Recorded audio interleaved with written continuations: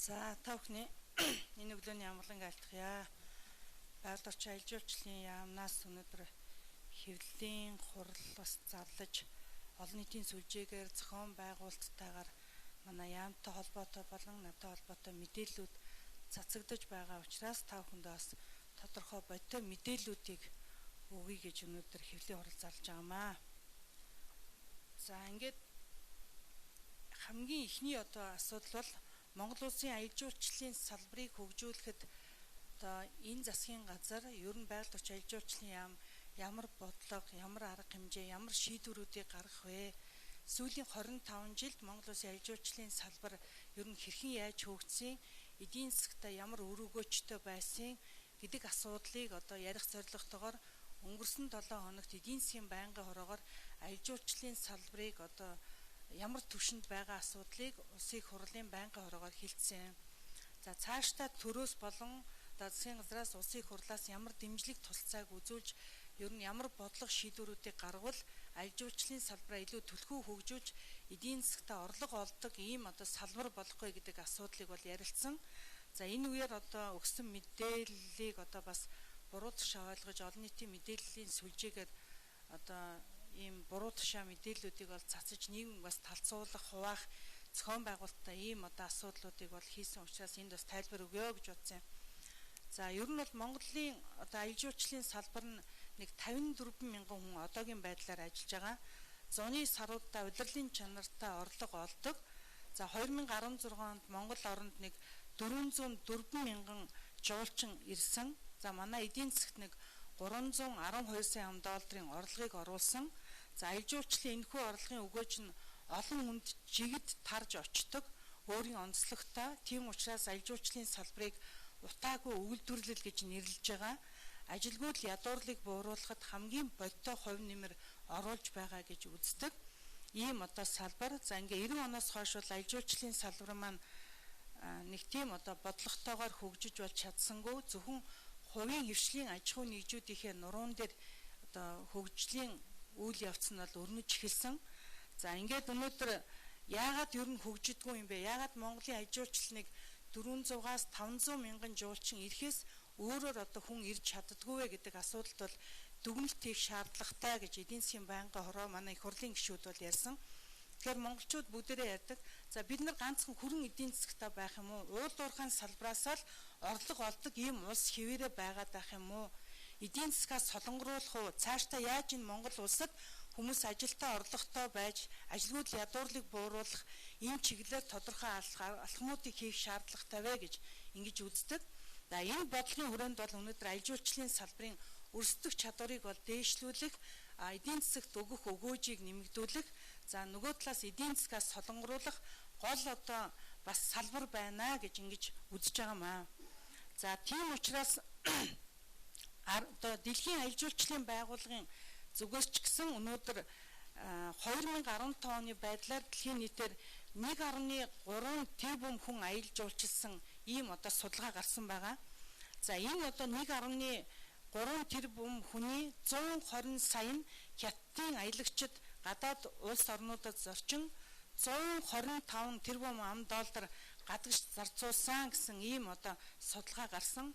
За саяхан хятад болсон цагаан сарын үеэр хятадын 600 сая аялагч гадагшаа явж аялсан гэсэн ийм статистик судалгаанууд бол дэлхийн аялал жуулчлалын байгууллагын мэдээлэл дотор орсон байдаг.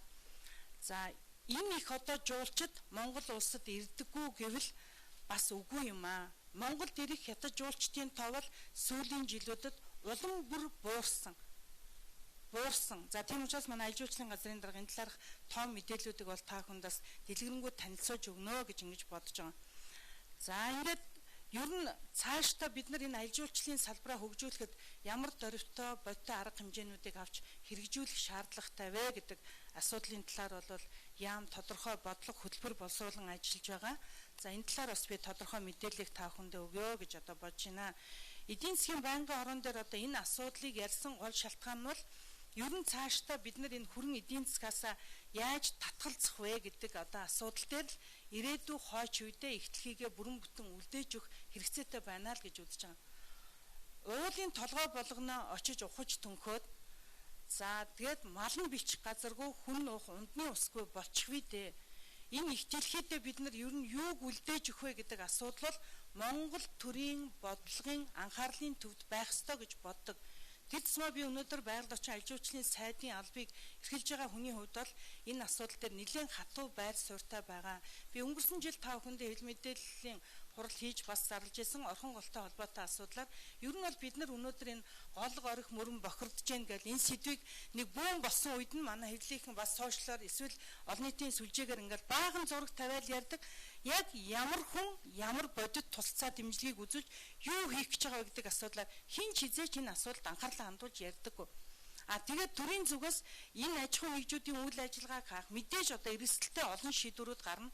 Өнөөдөр бид нар орхон голтой холбоотой асуудлаар жишээлбэл хууль хяналтын байгууллагад хандаад 14 аж ахуйн нэгжийн үйл ажиллагааг зогсоох шийдвэр гаргуулахаар ажиллаж байна.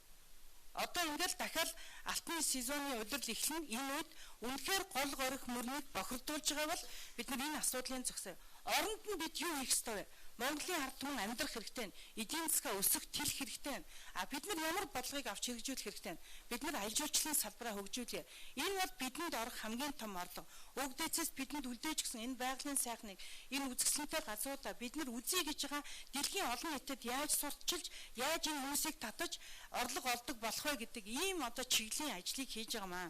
Тэгэхээр энэ ажлыг маань буруу талаас нь сурчилж, буруу талаас нь бас мэдээлэх юм одоо үйл ажиллагаа явагдаад байгаа учраас та бүхэндээ энэ асуудлуудыг бодтой одоо мэдээлэл хүргэх шаардлагатай гэж үзэж байгаа. За өнөөдөр аж үйлчлийн салбар дээр хамгийн анхаарал татаад яагаад жуулчин нэмэгдэж ирдэггүй вэ? Нэгдүгээр визний асуудал Монгол улсад маш хүндрэлтэй байдгаа гэж гадны жуулчд үздэг. Өөрөөр хэлбэл интернетээр виза авч болдоггүй. Заавал тухайн улс орны эчин сайдын яам визний консулын газарт нь хандаж виз авдаг. Ийм тохиолдолд бол хүмүүс бас одоо төдийлөн Монгол руу ирэх хандлага нь бол муу байдгаа гэж ингэж олон улсын өөрөөр хэлбэл байгууллагуудаас гаргасан судалгаанаас ингэж одоо гаргадаг. За хоёрдугаар өнөөдөр манай агарын тээврийн үн өндөр. За олон улсын зах зээл дээр аялын бүтээгдэхүүн зарлагдсны дараа нислэгийн үнээр зарладаг. Өөрөөр хэлбэл ингээд иргэний агарын тээврийн үйлчилгээ маань болоос өнөөдөр зах зээлийн эдийн засгийн эрэлт хэрэгцээ шаардлага бол хангаж чадахгүй байгаа. Тийм учраас энэ асуудлаа бас бид нар одоо зохицуулах шаардлагатай байгаа тухайга мөн эдийн засгийн банк хорооны хуралдаан дээр ярьсан. За энэ чиглэлээр тухайн холбогдох одоо яамд болон Монгол Улсын засгийн газрын өрсөлдөх чадварыг дээшлүүлэх чиглэлээр тодорхой ажлуудыг хийе гэж ярьсан. За дараа нь жуулчны бүтээгдэхүүний нэр төрөл зөөн байна.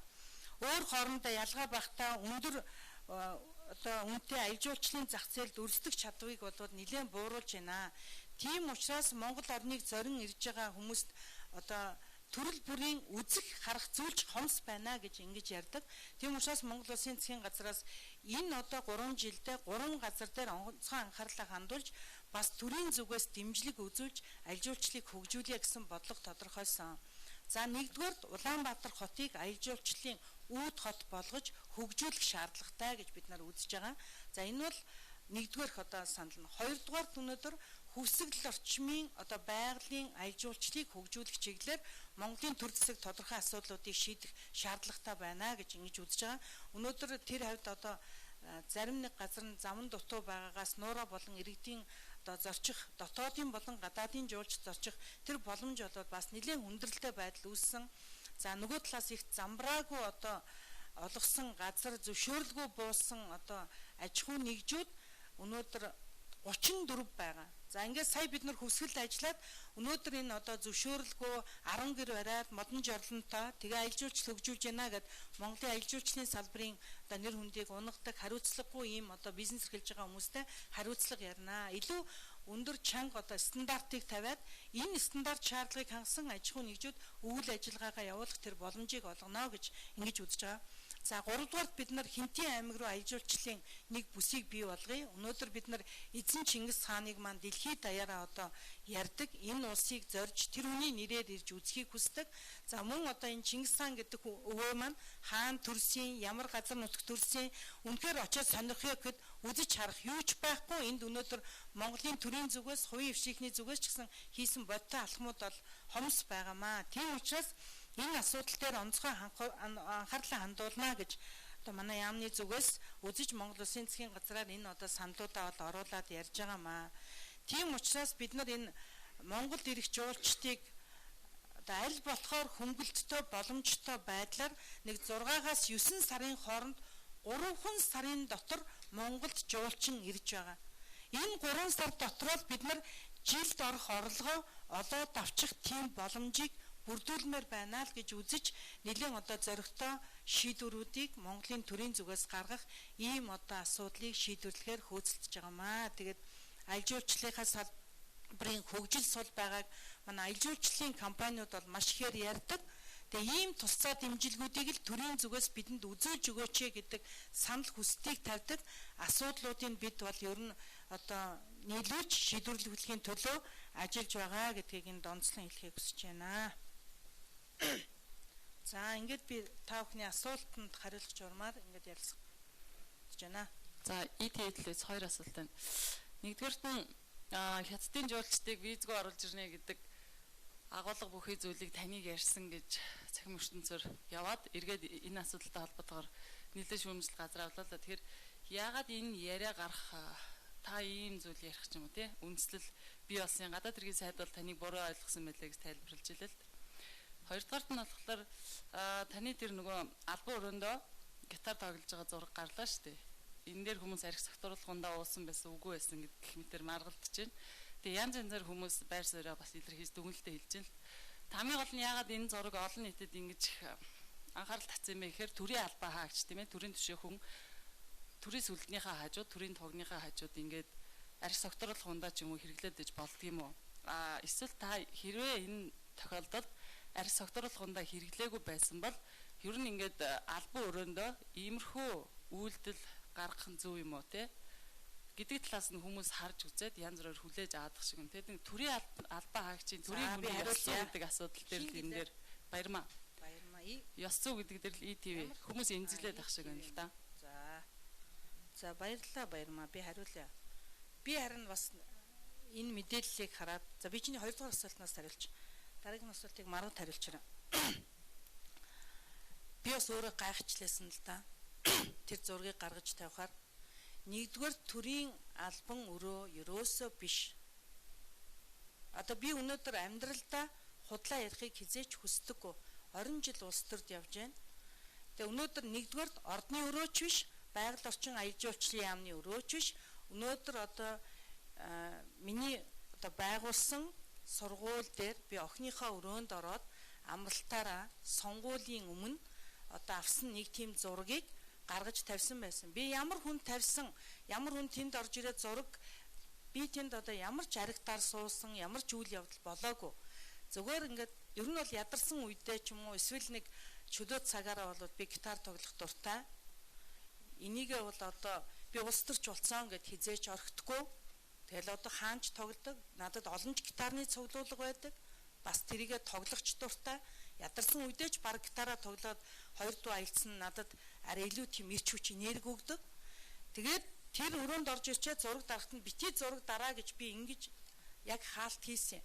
Тэр зургийг гаргаад тавьж байгаа нь ер нь энэ Монголд өнөөдөр хүн чанарын хилтерхий хаашаа явж байгаа юм. Бид нэр ер нь бие нэгэ химэлж мэрж идэх ийм аян данд мордсон юм байна. Монгол улсын ив нэгдэл тусгаар тогтнол гэдэг юмны баталгаа бол монголчуудыг хооронд нь ив нэгдэлгүй байлгаж хэмхэллүүлжил байвал ашиг хонжоо олдог хүмүүст хожоо болдгийм байна гэдгийн загварыг саяын одоо олон нийтийн сүлжээгээр явсан зураг мэдээллийг хараад харамсаж байсан. Би өнөөдөр одоо баярмаа чиний асуултанд хариулахын тулд би ийм зүйл хийгээгүй, би тэгж гитар бариагүй маа гэж одоо худлаа ярихгүй. Энэ бол чиний саяын хэлдэг шиг төрийн албаны ёс зүй энэ төр ярьж байгаатай ямар ч холбоогүй асуудал. Би өнөөдөр Монголын төрд 20 жил зүтгэхдээ хизээч албан өрөөндөө аригтарс ууж байгаагүй. Одоо энийг чамд бүр хариуцлагатай хэлээ. Бараг шхуу ууж чаддаггүй. Яг хөө аригч нь бас уух хэвээр хүмүүстэй таардаг зогтх юм шиг байгаа. Надад бол угаасаа ариг өөрөө би хүлээж авч чаддгүй учраас би тэгэж нэг ууж идэж ууж хэргэлдэг юм бишээ. Тэгвэл би найз нөхдөөгөө суусан үедээ яг ижилхэн төвшөнд би гитарын тоглоод дуулаад хамтраад сууж чаддаг. Зүгээр л хүн чанарын тийм хилтерхий бол надад байгаа л гэж хэлмээр байна. Тийм учраас энийг одоо андуу ташаа ийм мэдээлэл цацсан хүмүүсийг хараад би харамсаж байгаа. Би өөрөө мэдж байгаа ямар хүн тавьсан юу хийснийг би үдийг мэдж байгаа. Тийм учраас яг энийг одоо тавьсан өөрөө тэгээ ойлгоод ийм одоо сенсацтай юм болно гэж бас бодоогүй ч байсан юм шиг байгаа. Тэгэл ийм л юм болсон байлаа.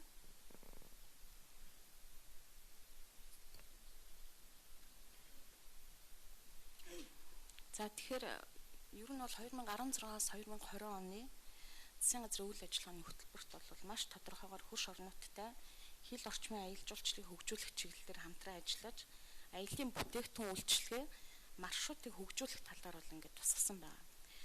Тэгэхээр бид бүхэн бол энэ засгийн газрын үйл ажиллагааны хөтөлбөрт тусгасан арга хэмжээнүүдийг хэрэгжүүлэх тал дээр ерөнхийдөө гадаад харилцааны яамтайгаа бол удаа дараа иргэний шилжилт хөтөлбөрийн газар зэрэг одоо эрх бүхий байгууллагуудтай бид нар ажлын хэсгийн түвшинд бол уулзалтуудыг хийж ерөнхийдөө энэ аялал жуулчлалын салбарын хөгжилд хил орчмын аялал жуулчлалыг хөгжүүлэхэд тулгамдж байгаа асуудлуудыг бол шийдвэрлэхээр шат дараатай ийм одоо судалгаа одоо хамтын ажиллагаануудыг хийсэн байгаа. За тэгээд хамгийн гол энэ яриа юунаас улбаатай вэ гэхээр бид бүхэн бол хятадын одоо жуулчдыг визгүй зарчна гэсэн зүйлийг бол ерөнхийдөө ерөөсөө энэ талаар бол ярилцаагүй, судлаагүй, хамгийн гол нь бид нар хил байхгүй хизээч энэ зүйл бол яригдаагүй гэдэг аль биесээр хариуцлагатаар мэдэгдэж байна. Хамгийн гол нь бид нар хил орчмын аялал жуулчлалыг хөгжүүлэх. За одоо ингээд эдийн засгийн эргэлтэнд орохгүй байгаа энэ чөлөөт бүсүүдийг хэрхэн бас цааш нь авч явах юм. Ингээд нэлээд юм стратегийн зүйлүүдийг ярьсны үндсэн дээр хил орчмын аялал жуулчлалыг хөгжүүлнэ. Үүний тулд за Оросын албаны улсын иргэд бол одоо визгүй зорчиж ин тэртээ тэргүй. Монголчуудын маань урсгалч гэсэн Оросын албаны улс руу нэлээд явж байна. Тэгэхээр Оросын албаны улсын иргэдийг ч гэсэн татах тал дээр бид нар юу хийх юм? За бүгдээр нь хятад ард улсын хил орчмоор аялах сонирхол бүхий энэ бүлэг жуулчдыг оруулж ирэх компаниуд бас ямар сонирхолтой байгаа юм. Монголын өөрийн компаниудыг ярьж штэ энэ тохиолдолд. За тэгээ цаашдаа бид нар ямар стратегийн бодлогуудыг хэрэгжүүлэх юм бэ гэдэг үүднээс бол энэ хил орчмын аялал жуулчлалыг хөгжүүлэх тал дээр нэлээд визний хөнгөлөлтөд гормоор зорчуулах гэсэн энэ талаар бол яригдаж эхэлсэн юм байна. За тэгээд хамгийн гол нь цаашдаа бол бид нар энэ хөнгөвчлөг асуудал бол шат дараатай л одоо зохиох эрх бүхий байгууллагуудтайгаа хамтарч хэрэгжүүлнэ гэсэн юм байр суурьтай байна. Асуулт байна л да. Оюун урсаа та өөрөө хариулахгүй. Тэгэхээр байнгын орны хурал дээр та өөрийнхөө амнаас өндөр хятадын жуулчд бол виз хариулсан байгаа. SPN телевиз. За хэн блэ? Төвшин толгой шиг байна. Төвшин толгой. За чиний асуултанд хариулъя.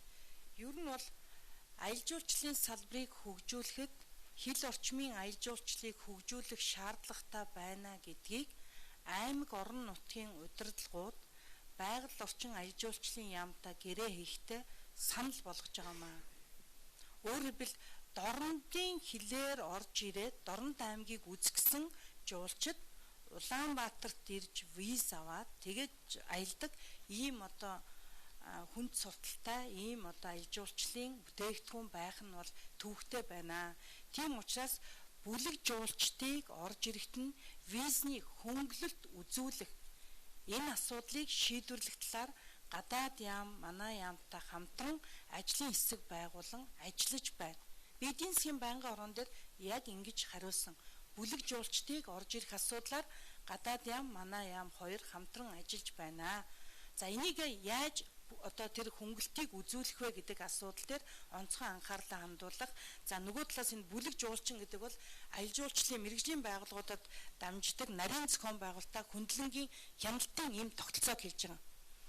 Нөгөө талаас Монгол улсад хятад улсын иргэнийг визгүй зорчих асуудлаар ямар ч шийдвэр гараагүй бөгөөд гарахгүй гэдгийг бас энд онцлон хэлхийг хүсэж байна.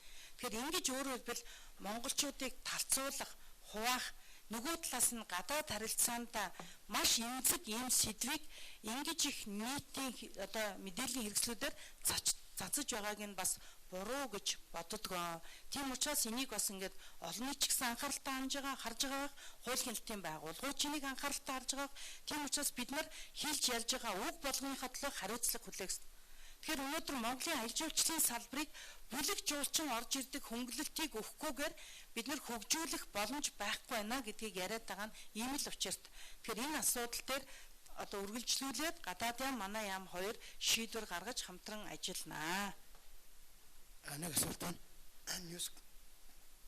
Ньюском батаг Хордон Говьтай аймагт гарсан нэг бүхэн одоо их хэмжээгээр доотлого нь устж харагдаж байна. Энэс холбоотойгоор аргал янгэр зэр гэсэн одоо амьтдад халдварлаж байна гэсэн юм мэдээ явж байгаа. За энэ одоо хичнээн доотлогод нь халтаад байна вэ? Тэгээд энэ бүхэнгийн нөгөө устгалыг яаж хийж байгаа вэ? Энэ ч нэг бэлчээр хамгаалах, бэлчээрийн дараатлын нөхөн сэргээх хэднээс маш их нөлөөлж байгаа юм асуудлаа энэ дээр хариулт өгөөч гэж.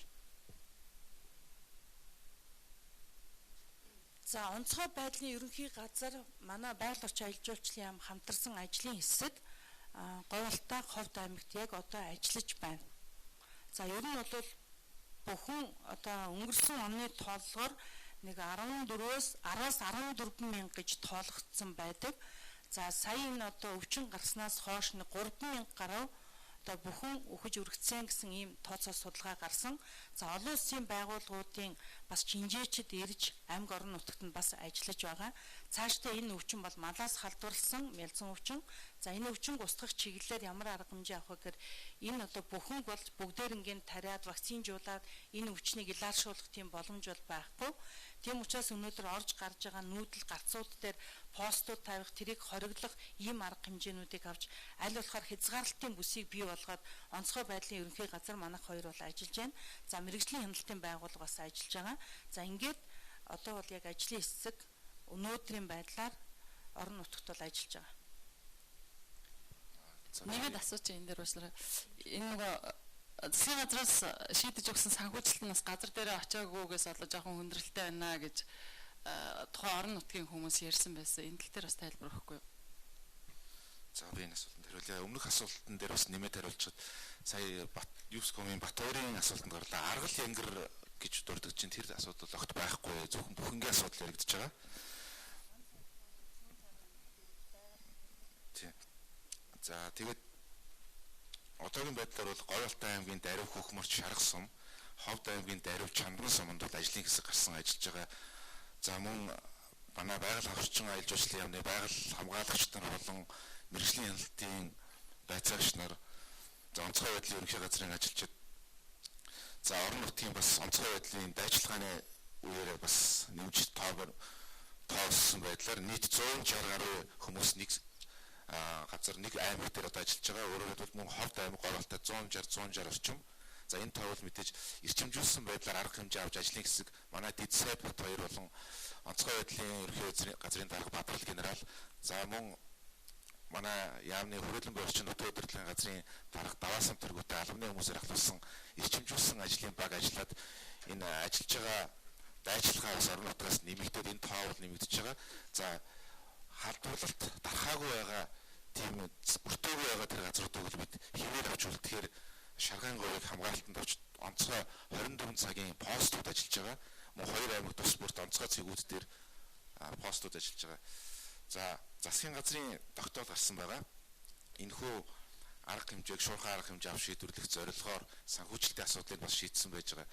Шийдвэр гараад түр хугацаанд одоо энэ санхүүгийн механизмыг хүлээлгүйгээр бид арга хэмжээ аваад тэнд ажиллаж байгаа ажилчин албан хаагчид урьдчилсан төлбөрт байдлаар бензин маслаа бид нэр гэрээ хийгээд аж ахуйн нэгжүүд маань бас нийгмийн хариуцлагынхаа хүрээнд тийм мөнгийг хүлээхгүйгээр ажиллах заахгүйгээр бас зээлээр өгөөд ингэж ажиллах юм юмнуудад явсан. За одоо ажлын хэсэг очиж ажиллах үеэр бол тэр мөнгө санхүүгийн байдал бол бүрэн шийдэгдээд ажил хэвээ явж байгаа. Ичтэй Монгол телевизээс хоёр асуултаа сэтгүүлч дэлгэр цэцэг. Сая оюун хорол сайд бол хэллээ шүү дээ. Жуулчны бүтээгдэхүүний нэр төрөл манад аягүй хязгаарлагдмал байгаа гэж. Тэгэхээр хил орчмын бүс нутагт энэ хятадын бүлэг жуулчлалыг авахад тэр хил орчмын бүс нутагт үзүүлэх юм манад байна уу? Байгаа бол яг аль бүс нутагт байна вэ? Цаашид энэ чиглэлээр яах юм? Нэг бүлэг жуулчдыг одоо визний хөнгөлөлтөд оруулаад ирдэг. Нөгөөдөл чинь бас үзэх юм байхгүйгээ дахиад хязгаарлагдаад байхгүй болчих юм биш үү? За хоёр дахь асуулт нь бол та өмнө нь байгаль орчны сайд хийжсэн. За энэ удаас ингээ байгаль орчны сайд байна. Энэ хугацаанд та одоо байгаль орчныг хамгаалах чиглэлээр яг ямар шийдвэрүүдийг гаргаваа тухайлж хэлэх юм бол одоо тэр байгаль орчныг бохирдуулж байгаа хичнээн одоо магадгүй өмнө нь одоо нөхөс сэргээлт хийгээгүй ч гэдэг юм уу ийм шалтгаанаар одоо байгаль орчныг бохирдуулсан аж ахуйн нэгжийг тусгай зөвшөөрлийг цуцаасан ч гэдэг юм уу ийм шийдвэртэй алхмуудыг хийсэн байвал тэрийг хэлж өгч туслаач.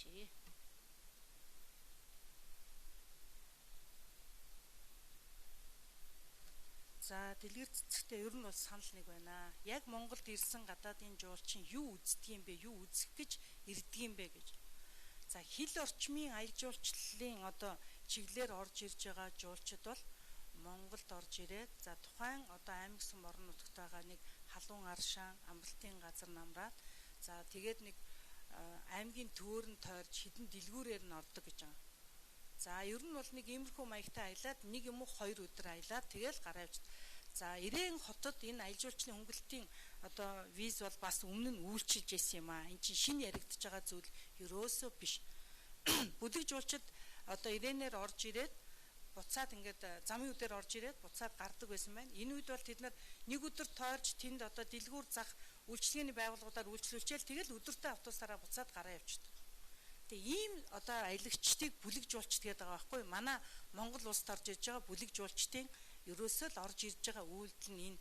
Тэгээ Монголын одоо тэгэл байгаль нутгийг бас нэг газар нутгийг орж ирээд үзэж харчаа дэлгүүр хошоогоор нь ороод ингээл гараа явдаг бас өөртөө таарсан тохирсон одоо бараа бүтээгдэхүүнийг худалдаад авчдаг юм байна. Тэгээ гардаг. Энэ бол ер нь дэлхийн аялал жуулчлалын байгууллагын гол одоо бүтээгдэхүүнүүдийн нэг штэ дэлгүүр үйлчилгээгээр одоо орох бэлэг дурсгалын зүйл худалдан авах энэ төр гэдэг нь бол бас л нэг төрлийн бүтээгдэхүүн. За энэ чиглэлээр л ер нь бол манайхыг сонирхож орж ирж одоохондоо бол аялдаг. За одоо бол манай дорнотынхан болон замын үдийнхэн за энэ одоо чиглийн аялал жуулчлалаа бол идэвхжүүлэх хөгжүүлэх хэрэгтэй байна. Энэ одоо бүлэг жуулчны визийг олгохгүй болсон явдал нь жуулчдын тоог буурахад бодиттой хэмжээгээр нөлөөсөн гэж аймаг орон нутгийн удирдлагууд нь бол энэ саналыг тавьж байгаа. Тийм учраас энэ саналыг хүлээж аваад гадаад яам манайх хоёр хамтран ажиллаад ер нь энэ шийдвэрийг одоо бас судлаж байгаа ийм одоо онцлогтой юм аа. За дараа нь ер нь бол энэ Монголын байгаль орчны дороотлол газар авсан Монгол улсын 77% цэвэрлэлтэнд нэрвэгдсэн зөвхөн одоо бид нар ажил авснаас хойш улсын хэмжээний хогны тооллого, усны тооллогыг явуулж байна. За одоо ингээд дүнгууд нь гарна. Байгаль орчны төлөв байдлын тайлангаа бид нар Монгол улсын их хурлаар хилцүүлж бас одоо дүгнэлт гаргана. За өнөөдөр бол манай уулуурхайн салбарын лиценз олголт бол их замбраагүй тарсан. За ер нь бол өнөөдөр хөл дээрээ болсон аж ахуй нэгж бүхэн алт олборлож, уулуурхайг ухаж түнхэж, зарим нь нөхөн сэргээлтээ хийсэн, хийгээгүй хаяад явсан ийм асуудлууд бол ноцтой байгаа учраас нөхөн сэргээлтийг хийлгэх хууль эрхцэн орчныг бид бүрдүүлж батлуулж байна.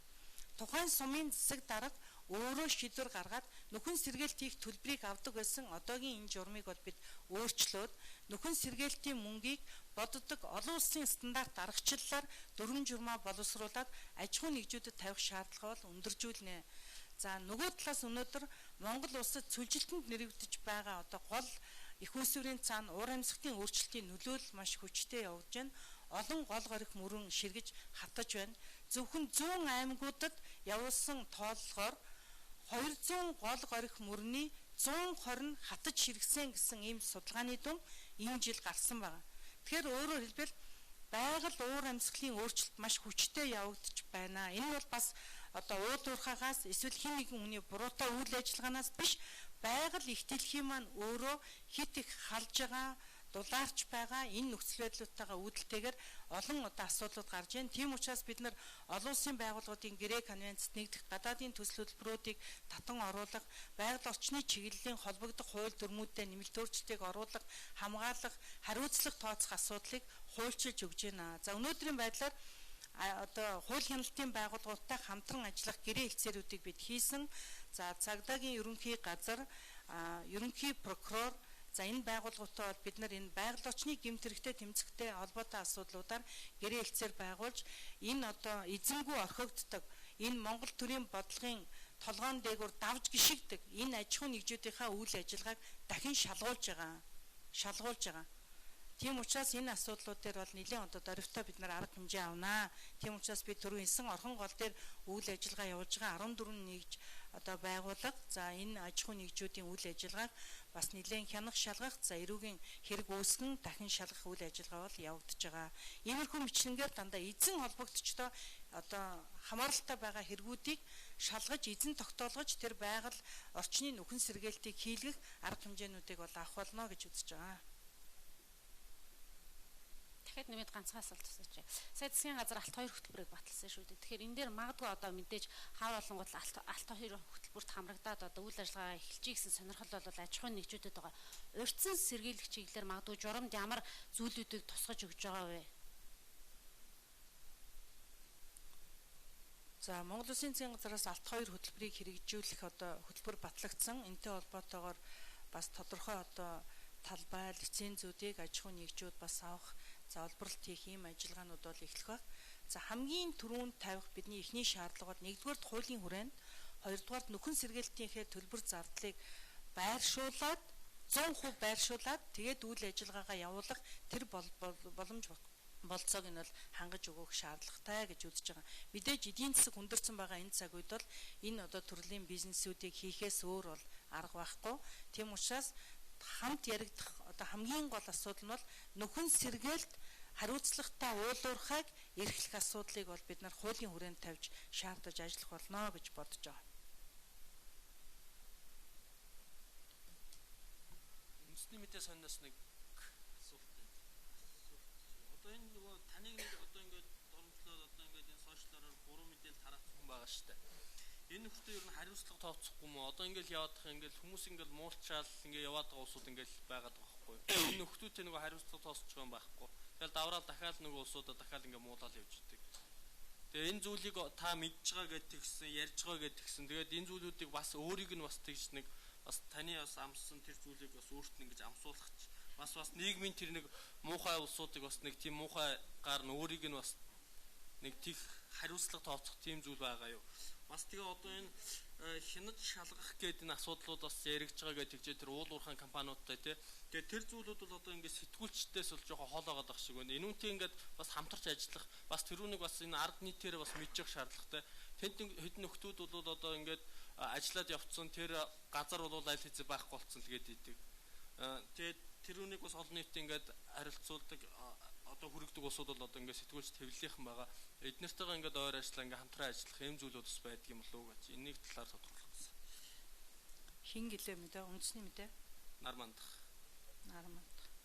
За нар мандахын асуултанд хариулъя. За үнэхээр би чамтай 100% санал нэг байна. Ер нь бол энэ олон хүмүүс шүүмжил, доромжилж, гар утаснаас занал хийсэн мессеж бичиж одоо нэлээд л их олон юм болсон л доо. Одоо энийг ямар бүгдийг ярилтаа нэр. Тэг ингээд энэ олон зүйлийг хараад бол бас олон жил улс төрд явсан хүний хувьд бол хат суужээ. Бас нэг их тэр хэр гаргийн өмнө би нэг их цочирдоод байдаггүй. Үнэхээр юм ноцтой одоо ийм мэдээллийг бичиж, за мессежээр бичиж занал хийсэн ийм одоо баримтуудыг мэдээллийг бол би хууль хяналтын байгууллагад өгч шалгуулна гэж бодож байгаа. Би яг чамтай 100% санал байна. Өнөөдөр бид нар ардсан нийгэмд амьдарч байгаа. Хүний эрх гэж ярих дуртай, хэвлэл нийтлэх эрхийн тухай ярьдаг. Дөрөв дэх засаг бол хэвлэл мэдээлэл гэж ярьдаг. Тэгвэл хэвлэл мэдээлэл гэдэг тэр одоо салбарын нэр хүндийг иймэрхүү байдлаар одоо гүтгэн доромжлох, хүний нэр төрд халдах ийм байдлаар ашиглаж байгаа энэ хүмүүстэй нь бол бид нараас хариуцлага ярих ёстой гэж бодож байгаа. Өнөөдөр ямар ч одоо хувь хүнийх нь өөрийнх нь нэр хаяггүй ийм одоо фейсбүүкээр эсвэл ийм одоо аккаунт твиттерийн хаягаар орж хүнийг доромжилдаг, дайрдаг. За ийм одоо юм бол нэлээд газар авч байгаа юм байна шүү дээ. Энэ бол өнөөдөр Монголын оюун санаа хэр их одоо хоосорч байгаа. Эдийн засгийн хямрал гэхээсээ илүүтэй оюун санааны хоосролд орж ядуурч байгаа, тархин илүү их ядуу болж байгааг харуулсан ийм одоо загвар гэж бол боддгоо. Би төдийлөн ороод бичээд яриад хөөрөөд байдаг тийм идэвхтэй бичгч бол биш. Гэхдээ би байнгын уншигч нь. Тийм энийг харахаар одоо бол энэ юм хэр хэмжээнээс нэлээд хэтэрч байгаа юм байна. Монгол улсын тусгаар тогтнол бүрэн бүтэн байдал энэ нэгдлийг хаглан бутаргах зохион байгуулалттай монголчуудыг дотор нь сөргөлдүүлэх, зөрчилдүүлэх, хаглан бутаргах ийм үйл ажиллагаа яваад байгаа юм биш үстэй гэсэн надад бол ийм одоо болгоомжлол саяын энэ одоо 7 хоногийн өнгөрсөн мэдээлэлээс бол харагдчихсан гэж хэлмээр байна. Тийм учраас би энийг бас одоо яриа. За энэ дотор бас надад одоо уран өгөө дэмжиж бас одоо ихтгэлтэй байгаараа та ингэж ажиллаараа ийм хийгээгүүдээ яд уран зориг өгчээсэн тэр хүмүүст бас би талархаж байна гэж хэлмээр байна. Энэ нийгэм дотор чинь тийм хүмүүсийн та бас барагшгүй олон байдгийн байна гэдгийг хараад баярлаж байсан. Ийм хүмүүс нь олон байдгийн байна. Тийм учраас энэ нийгэм чинь бас одоо зөв зам руугаа явчих тийм боломж олцоо байгаа гэж ингэж одоо хардаг. За ер нь бол цаашдаа энэ манай хэвлэл мэдээллийнхэн өөрсдөө ч гэсэн яг саяын одоо энэ нар мандахын хэлж байгаатай адилхан энэ Twitter, Facebook гэдэг энэ сошиалор явж байгаа юмнууд чинь эзэн бийгөө магадгүй өнөөдөр та бүхний одоо оюуны хөдөлмөрийг үнгүүдүүлж энэ нийгмийг хагалж байгаа хамгийн том зүйл юм бол энэ хуулиндаа нэмэлт өөрчлөлт оруулах чиглэлээр та бүхэн манаас санаачлаг гаргаж хамтран ажилласаа энэ чиглэлээр бол би ч гэсэн засгийн газрын гишүүний хувьд хамтран ажиллахад бэлэн байна гэж бодож байна. Өнөөдөр Монгол улсаас өөр энэ замбраагүй интернетийн хэрэглээтэй газар дэлхийн аль ч улс оронд байхгүй. 5 одоо зочид буудалд буусан ч $30 одоо мөнгө төлөөд интернетийн хэрэглээг авах тийм эрхэл үүсэж байгаа. Түүнээс өнөөдөр бидний шиг энэ замбраагүй хэрэглээтэй нийгмийн хаглан бутаргсан энэ нийтлийг одоо цулыг задлсан задрал руу энэ Монгол улсыг явуулах гэсэн ийм одоо хорон явуулахтай санаачлагууд бол байгаа гэдгийг бол би 100% хүлээн зөвшөөрж байгаа. Тийм учраас ийм хуулинд нэмэлт өөрчлөлт ороосоо гэж бодож байгаа. За дараагийн нэг асуудал бол хэвлэлтэй хамтарч ажиллах чиглэлээр уг нь манай яам хамгийн идэвх санаачлагтай л ажилт юм аа. Би одоо өдөр тутмын хэвлэл мэдээллийнхэнтэй за мөн бас одоо энэ сошиалын бүх одоо нэг юм төлөөлөл болсон байгууллагууд нь бүх одоо өөрийнхөө одоо энэ ажил арга хэмжээнд оролцдог хүмүүстэйгээ уулзаад гэрээ хэлцээр хийгээл бас тодорхой хэмжээний манай байгаль орчны чиглэлийн хууль тогтоомжуудыг яамны үйл ажиллагааг сурчлан хамтран ажиллана гэд гэрээ хэлцээрүүд хийдэг. За саяын энэ 7 хоног бол хэн хийм бэ гэдгийг надад маш сайн таниулж харуулж өгсөн. Одоо бид нар энэ дээрээ өөрсдөө шүүлтүр хийж ер нь яаж хамтран ажиллах вэ гэдэг чиглэлээ бас шинжилэн тогтоох шаардлагатай байна гэж ингэж одоо бас бодож байгаа. За бидэнд бас алдаж онж байгаа юмнууд байна. Тэгэхээр энийг бас цас залруулах юм байна.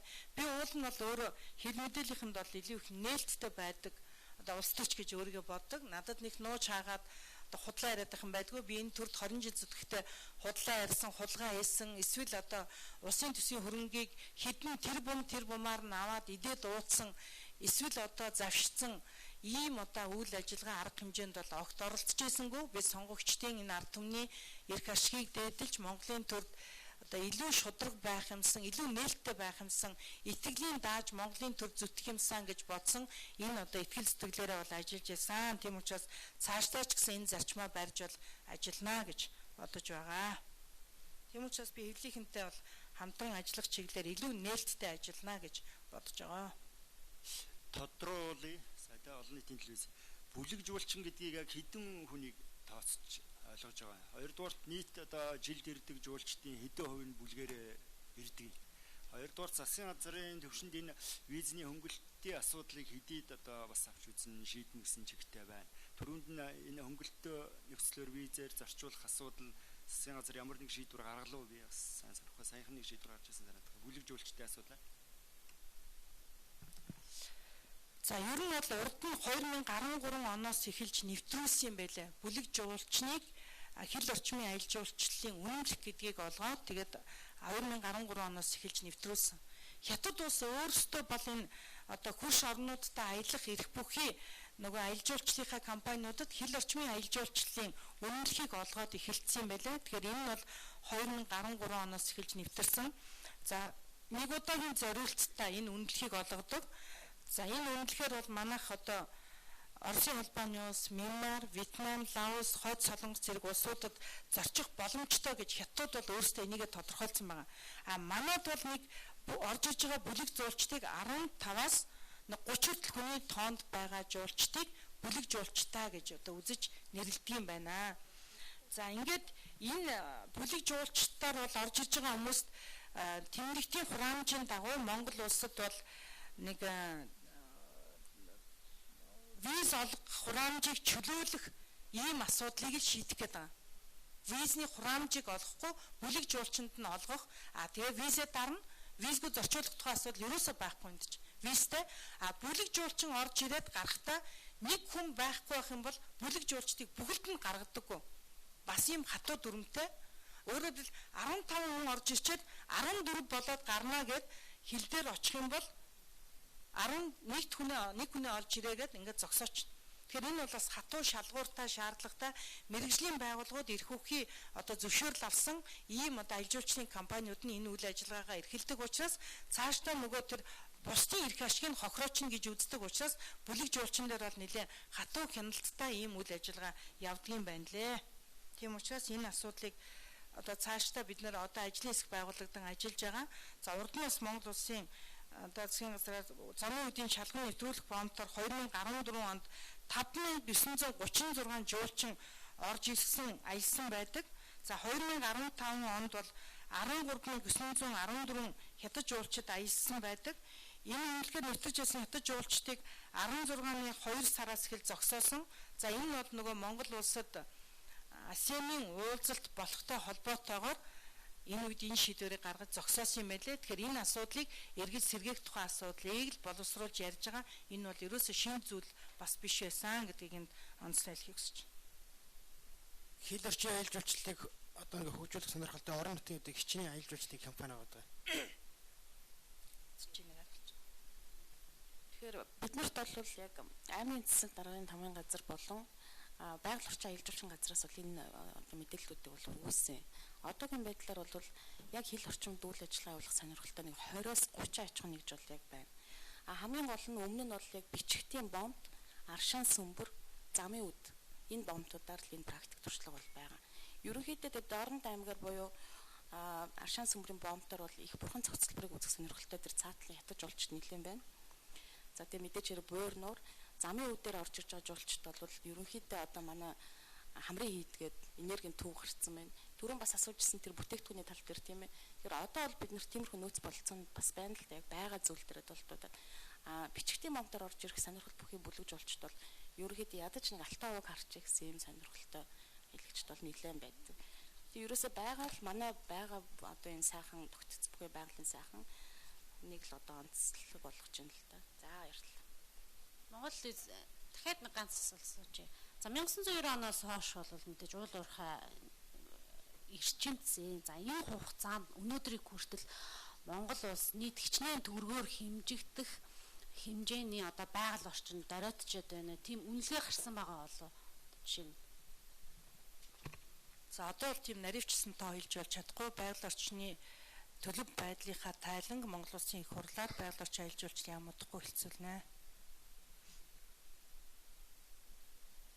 Таны асуудал дээр ямар арга хэмжээ авч ажиллаж байгаа вэ? Ойр хугацаанд нөгөө нийслэлийн засаг дарга маргатай бас хамтарч ажиллаад гарын үс хөмсөг зураадсан. Тэнд тал дээр ажил нь ямар болж байгаа вэ?